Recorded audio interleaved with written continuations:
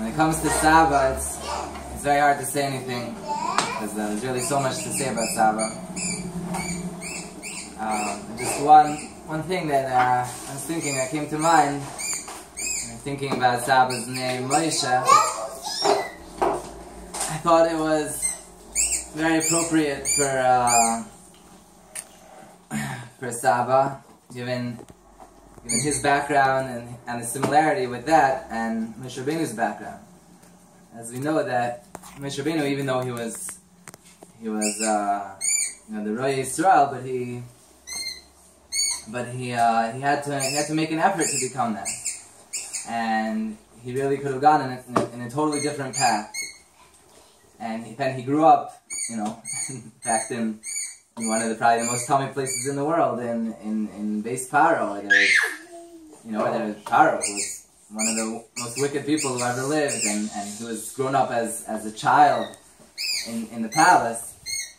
And I remember once it just hit me when I was learning Chumash, it's like, it's incredible when you think about it. How in the world is it possible that a kid who grew up as Prince of Egypt, the Prince of Egypt, I don't think that we appreciate that enough. You have to really, it's amazing that he could and he became the greatest Navi that ever was and that ever will be. As you say, like Navi Kamesha B'Yisrael.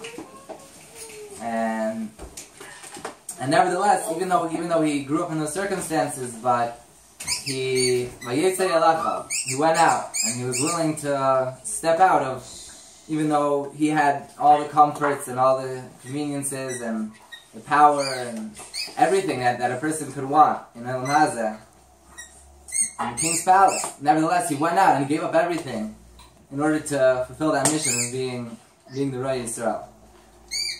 And I thought that similarly, Saba, he grew up in a generation where, I don't know numbers, but probably over, very, very scary numbers of Klal Yisrael was going off the derech and leaving Yiddishkeit and coming overseas from Europe and coming to America and leaving Yiddishkeit behind. And it was he could have just easily gone along with that, and he grew up in a great place, and he had the gashmias that a person would want, and nevertheless he gave that all up, and he decided to go to yeshiva, which in those days was much bigger Mesiras Nefesh than it is now. And now, from yeshiva, they don't really,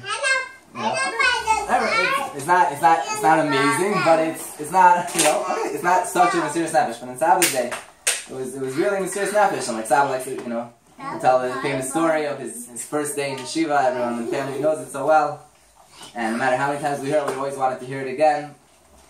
Saba said that one of the first things when his father came and dropped him off in yeshiva, with his mother with him in the car, so he said he dropped him off and he drove off right away, because he knew if his mother would stay there for more than 5 minutes, she wouldn't let him stay. Because that was the circumstances. Well, I don't think she came. Maybe she, I don't know, whatever it was. He said he just... She didn't come. Or I think he never... He never came. There you go. Okay, he knows that. He never let her come to Dovid, because he knew that if she would see the circumstances that he was living in, she would have said, "You can't live like this. You have to come home." And Saba's famous story goes, and that he had a terrible day the first day, and the food, and the lady with the milk, as we all know, and all the different things, the meatballs, and everything that happened. The hand grenades. And then he was sitting and crying.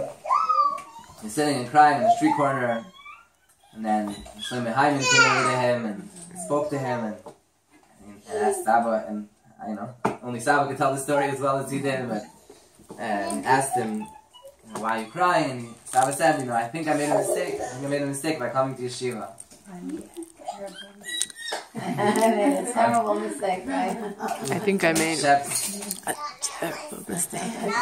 And if Shebs told him, "You should know that the decision that you made." Shlomo Hyman told him that you should know the decision you made is the best decision you ever made in your life. And as the story goes, and he brought Saba in, and Saba was so drawn in by Rav Sheps's appearance, and by the warmth and the caring of Rav Shepsi, he felt like his Saba's Rebbe,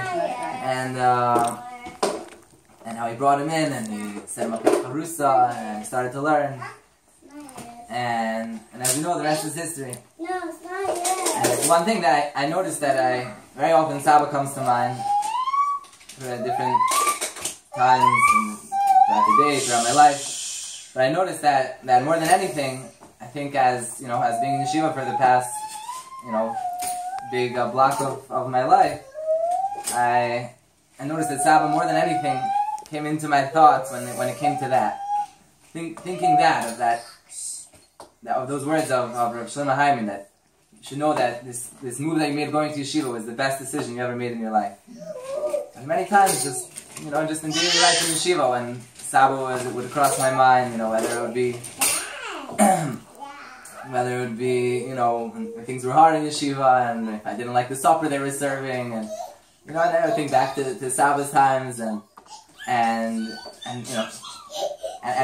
in particular, what I would think is how Saba, even when he would tell this story, he would tell it in such a geschmack way, hard to describe exactly that, it wasn't even like he was upset about it, it was funny, it was funny to listen to, it was enjoyable, it was entertaining to hear his stories, and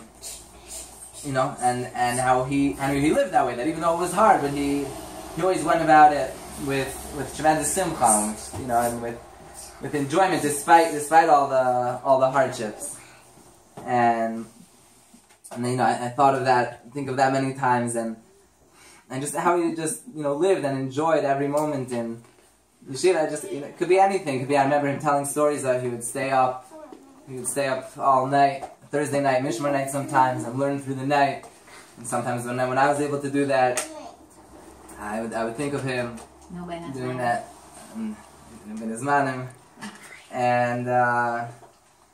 different things he would talk about. He would talk about the singing in the yeshiva, and how the singing in the yeshiva was like sounds coming out of Gan Eden. Just here and there, it always would cross my mind. And that's something which always gave me chizuk and continues to give me chizuk.